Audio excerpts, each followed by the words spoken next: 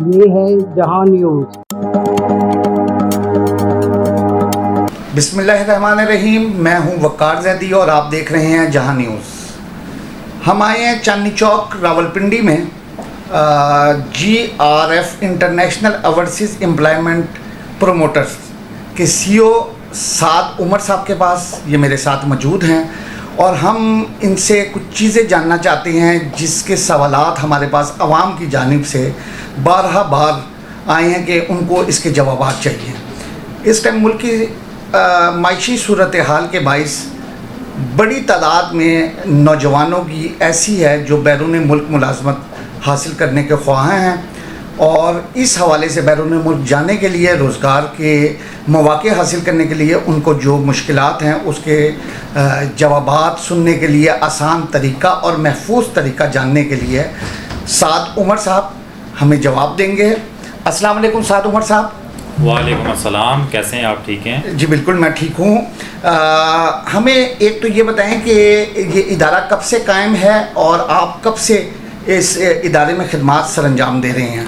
Sir, GRF international 2022 से start हुआ है। 2 से 3 साल हो गए हम इस पे काम कर रहे हैं यहाँ पे। ऐसे ओवरऑल फील्ड में हमारा इसके अलावा एक और भी लाइसेंस है TRF के नाम से। 10 साल ऑलमोस्ट हो गए हैं इस फील्ड में हम काम कर रहे हैं अल्हम्दुलिल्लाह।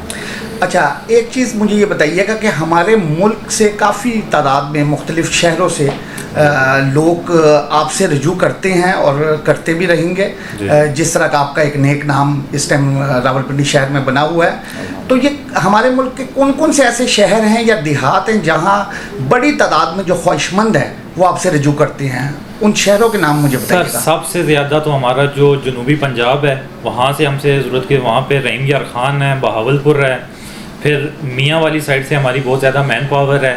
फिर उसके बाद अगर आप यूरोप की तरफ हम मूव करते हैं ना, यूरोप का काम हम करते हैं। यूरोप में इस टाइम हम रोमानिया का काम कर रहे हैं।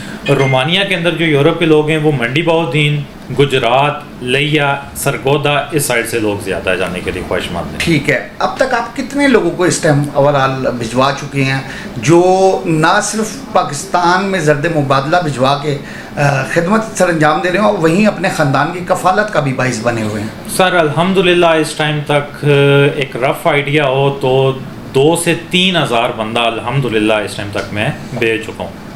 ठीक है।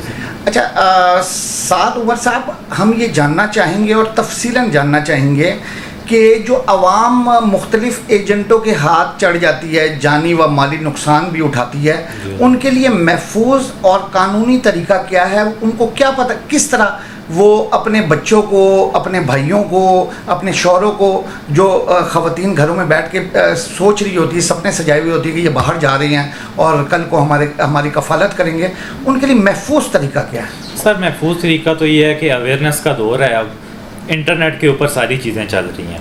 सबसे महफूज तरीका ये है कि अगर कोई बंदा सऊदीया, दुबई या किसी भी कंट्री के अपने रोज़गार के लिए जाना चाहता है तो वो सबसे पहले गवर्नमेंट ऑफ पाकिस्तान की जो वेबसाइट है ब्यूरो ऑफ इमिग्रेशन से कोई भी किसी भी डिमांड के रिलेटेड बंदा जाना चाहता है तो वो वहाँ से चेक करे। जो डिमांड ब्यूरो ऑफ इमिग्रेशन की तरफ से परमिशन हुई होगी उसके ऊपर आपका एजेंसी का नाम, एजेंसी का एड्रेस, हर चीज़ आपको, सैलरी, हर चीज़ आपको नज़र आएगी। वो चीज़ आप उससे एजेंसी से कॉन्टैक्ट करें, ठीक है? वो सबसे लीगल और जेन्युइन काम है। जो लोग चलते फिरते एजेंटों के साथ रोड पे चल के, होटलों में बैठ के आगे पीछे जो चीज़ें करते हैं, ठीक है, उसका ना कल आपका कोई इदारा ज़िम्मेदार है उस चीज़ का, ना प्रोटेक्टर ऑफ इमिग्रेशन ज़िम्मेदार है, ना ब्यूरो ऑफ इमिग्रेशन उसकी ज़िम्मेदार है। अगर आप कोई भी काम करते हैं एजेंसी के लाइसेंस होल्डर, प्रोमोटर के थ्रू काम करते हैं, GRF अल्हम्दुलिल्लाह लाइसेंस होल्डर हैं हम, ठीक है, ओवरसीज़ प्रोमोटर हैं, हमारी कोई भी चीज़ है तो उसका चेक एंड बैलेंस है। हमारे लाइसेंस पे कोई भी वीज़ा अगर बनेगा तो वो ब्यूरो ऑफ इमिग्रेशन की वेबसाइट के ऊपर वो शो होगा। जो वीज़ा हमारा ब्यूरो ऑफ इमिग्रेशन की वेबसाइट के ऊपर शो हो, लोग उस चीज़ का काम करें। ठीक है। बैरून मुल्क जिस तरह दुबई हो गया, इस तरह के ममालिक से जब आप वीज़ा मंगवाते हैं तो उसके बाद अगर बाज़ जगहों में काम ना मिलने के लिए कोई सवालात जन्म लें तो आपको किन मुश्किलात का सामना करना पड़ता है और हुकूमत से आप क्या चाहते हैं कि किस अंदाज में ये सारे मसाइल का ख़ात्मा किया जा सके? सर, मुश्किलात तो बहुत सारी हैं। गवर्नमेंट को बहुत ज़्यादा इसके ऊपर काम करना चाहिए क्योंकि ओवरसीज़ पाकिस्तान की रीढ़ की हड्डी है इसकी मैशत के लिए। लेकिन कोई किसी लिहाज से किसी किस्म की गवर्नमेंट की सपोर्ट नहीं है प्रोमोटर्स को। सर देखें, हम वीज़ा वहाँ से लेते हैं, हम अपने बिहाफ पे वीज़ा परचेज़ करते हैं, वहाँ से परचेज़ करें, किसी सोर्स के थ्रू लें, मतलब वो हमारा अपना पर्सनल सोर्स है। हमें यहाँ से अगर किसी कंपनी से 50 या 100 बंदों की डिमांड लेनी पड़े तो हमें यहाँ से खुद सऊदीया जाना पड़ता है, दुबई जाना पड़ता है, वहाँ पे हम अपने बिहाफ पे एग्रीमेंट करते हैं, ठीक है, गवर्नमेंट का कोई कंसर्न नहीं है। एक चीज़ तो ये होगी, चलें वो चीज़ भी हम कर रहे हैं। दूसरी चीज़ ये है कि जब हम सऊदीया से या दुबई से हम वीज़ा लेते हैं, किसी भी कंपनी का वीज़ा लेते हैं, वो वहाँ से एक डिमांड लेटर बनता है। डिमांड लेटर जो है वो वहाँ से अटेस्ट होता है। तो जो हमारी वहाँ पे मतलब जो सफारत खाना बैठा हुआ है, सफारत खाने का काम ये है, CWC बैठी हुई है, उनका काम ये है कि वो उस चीज़ को चेक करें, कंपनी की अकोमोडेशन चेक करें, कंपनी की जो जहाँ पे साइट लगी हुई है, काम लगा हुआ है, उसको चेक करें।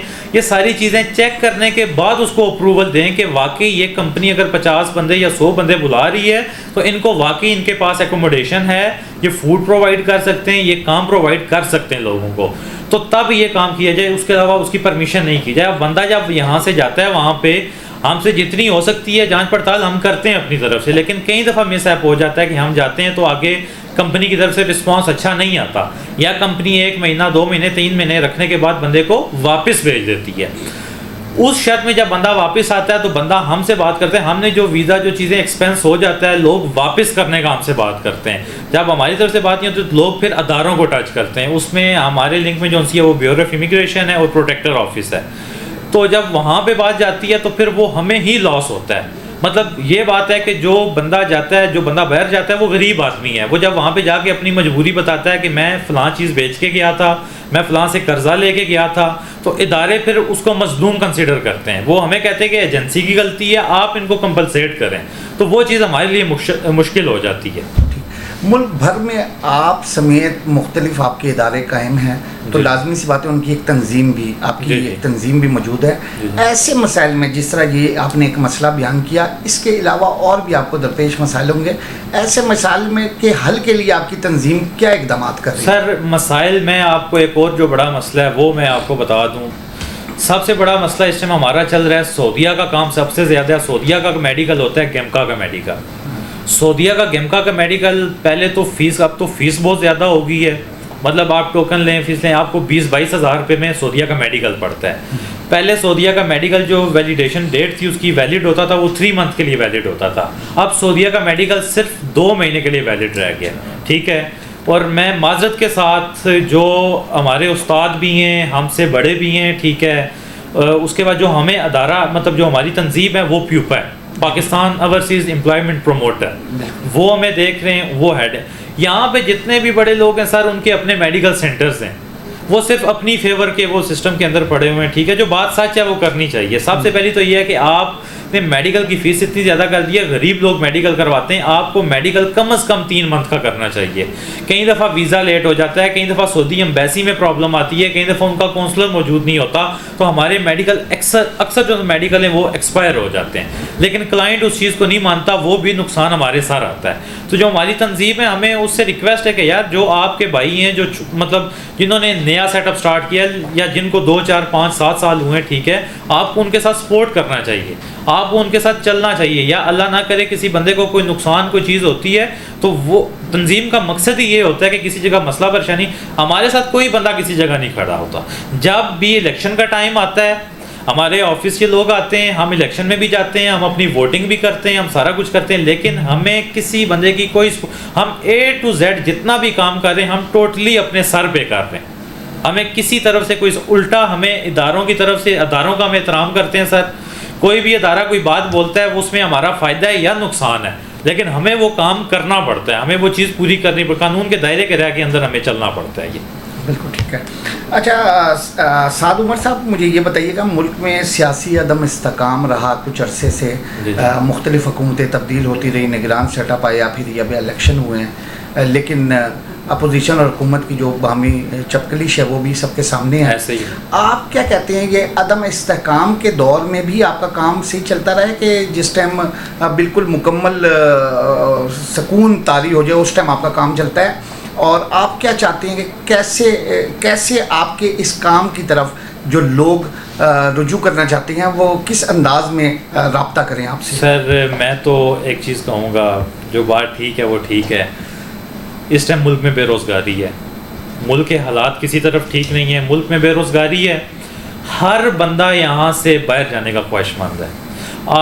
अगर आपने देखा हो तो पासपोर्ट ऑफिस के आप हालात देख लें, आप एग्जेक्टिव पासपोर्ट ऑफिस जहाँ पे आपको टोटल आप किसी टाइम जाएं तो 2, 4, 5, 7 बंदे नज़र आते थे। आज एग्जेक्टिव पासपोर्ट ऑफिस में भी हमारा क्लाइंट पासपोर्ट अप्लाई करता है तो नॉर्मल पासपोर्ट अप्लाई करने वाले को 3 मंथ्स चाहिए पासपोर्ट लेने के लिए। तो आप बाहर जाने के जो लोगों की रेशो है उसका अंदाज़ा यहीं से लगा सकते हैं। यहाँ से लोगों की जाने की रेशो बहुत ज़्यादा है, लोग बाहर जाने के ख्वाहिशमंद हैं, आउट ऑफ कंट्री जाने के ख्वाहिशमंद हैं, लेकिन आगे हालात नहीं है, आगे हमें सपोर्ट कोई नहीं है। हम अगर किसी कंपनी से वीज़ा लेते हैं तो हमें गवर्नमेंट की तरफ से सपोर्ट होनी चाहिए, गवर्नमेंट उस चीज़ का पूरा चेक एंड बैलेंस करे। अब अगर किसी बंदे का वहाँ पे जाके कोई मसला परेशानी बनती है तो वो जो उनका अपना दायरा लेबर कोर्ट है वो तो उनका लोकल है। सर वो अक्सर हमारे लड़के अगर लेबर कोर्ट जाते हैं तो कंपनी मतलब वो आपस में वो लेन देन तरतीब कर लेते हैं। हमारा सफारत खाने का बाहर क्या काम है? हमारे सफारत खाने का काम ये है कि जो लोग बाहर बैठे हुए हैं, जो लोग परेशानी में, उस चीज़ को देखें, उसको ये हल करें। दूसरी बात रह जाती है राब्ते की। वो मैंने आपको पहले जिस तरह बताया था, सबसे महफूज ज़रिया जो उनसे वो ब्यूरो ऑफ इमिग्रेशन की वेबसाइट के थ्रू है, बंदा उससे रब्ता करे।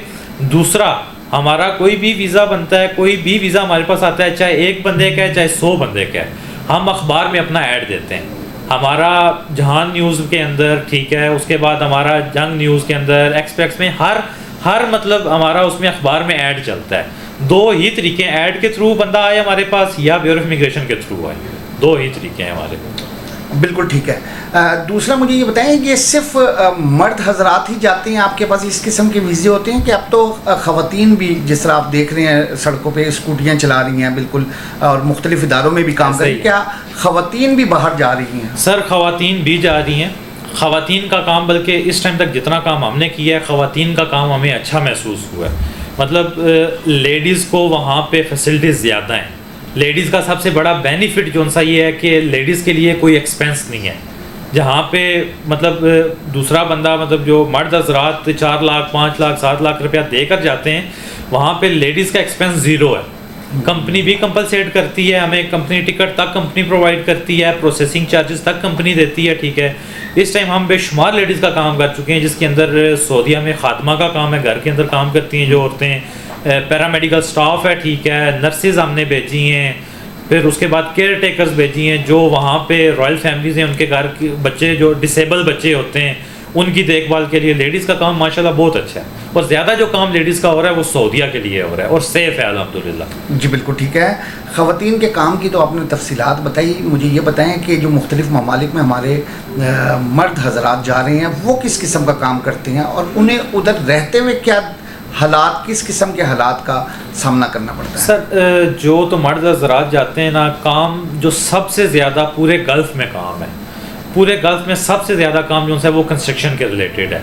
उसमें मुख्तलिफ ट्रेड्स हैं, शटरिंग, स्टील, मैसन, प्लम्बर, इलेक्ट्रीशियन, ये ट्रेड एक कंस्ट्रक्शन की लाइन आ गई। दूसरा सिक्योरिटी गार्ड का काम है, फिर हेल्पर्स का, क्लीनर का, पैकिंग का, इस रिलेटेड सारे काम होते हैं। तो वहाँ पे जो लोग जाते हैं, जो तो बंदा सर कंपनी के थ्रू, हम जो काम करते हैं हम थ्रू कंपनी काम करते हैं, तो अल्हम्दुलिल्लाह हमारा जो भी बंदा जाता है हमें उस चीज़ की परेशानी नहीं है। जो कंपनी का वीज़ा होता है, कंपनी बंदे को मेडिकल भी प्रोवाइड, मेडिकल कार्ड प्रोवाइड करती है, अकोमोडेशन प्रोवाइड करती है।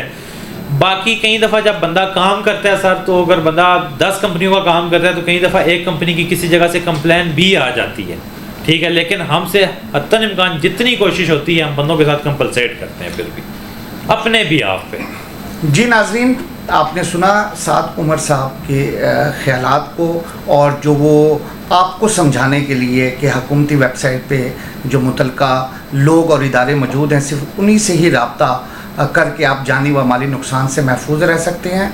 तो अपनी आरा से हमें आगाह कीजिएगा। वकार ज़ैदी, जहां न्यूज़, इस्लामाबाद।